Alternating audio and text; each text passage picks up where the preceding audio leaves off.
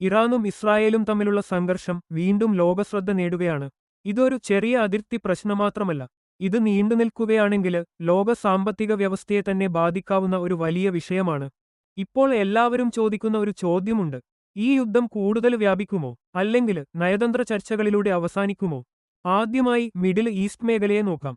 ഈ പ്രദേശം ലോകത്തിലെ പ്രധാന എണ്ണ ഉൽപ്പാദന കേന്ദ്രങ്ങളിലൊന്നാണ്.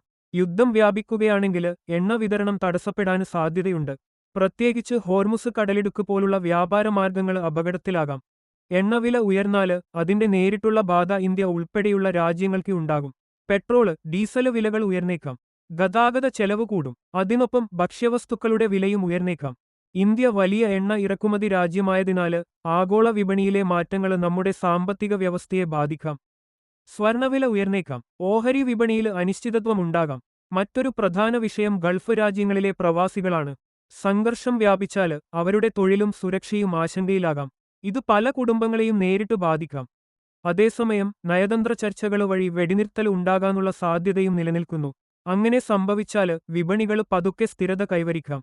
ഈ സംഘർഷം കൂടുതൽ വ്യാപിക്കുമോ, അല്ലെങ്കിൽ സമാധാനം ജയിക്കുമോ? നിങ്ങളുടെ അഭിപ്രായം കമന്റായി പങ്കുവെക്കൂ.